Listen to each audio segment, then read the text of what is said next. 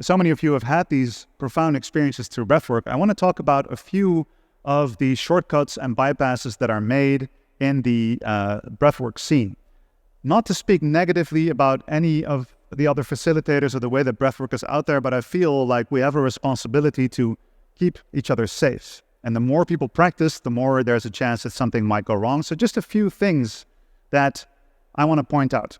And kind of shortcuts, bypasses that people make. Oh, if I just explain it this way, it makes sense. And some of these things, they seem to make perfect sense.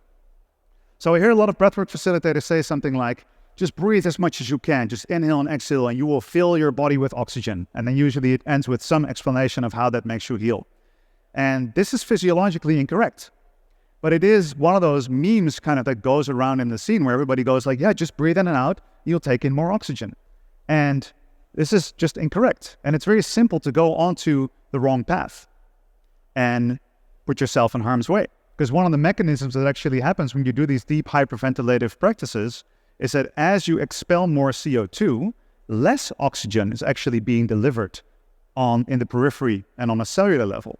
So that means that the consciousness expanding, the mind opening, the profound experiences that you have during breathwork, they actually come from a lack of oxygen in the brain, right? But of course, telling somebody that they should breathe a lot so they will experience intermittent acute short-term suffocation of the frontal lobe so that they can have emotion, it sounds a little bit less fancy, right? But it is what's going on, and it's not harmful, but it can be harmful if you're on the wrong track with your understanding. Yeah, so I believe it is a good idea to educate ourselves and each other on these things and remind each other of this. This is just like the concept, and I might make a few enemies with talking about endogenous DMT, but there's this idea of like just hyperventilate as hard as you can, breathe in and squeeze your muscles, and then you can have really profound experiences. And then sometimes people make the shortcut and say, that means that your body produces endogenous DMT, and this is why you have this trippy consciousness expanding experience. Now, I have nothing against these breathing techniques. I teach them. I teach my coaches how to use them safely. I practice them myself. But there's a leap where you go from, well, actually, if you hyperventilate, you hold your breath and you squeeze, what you get is a sudden surge of blood pressure to your brain while there's a lower delivery of oxygen in your brain. So yes, you're going to feel dizzy and you're going to feel weird and it can feel really amazing, but this is not necessarily because DMT is produced.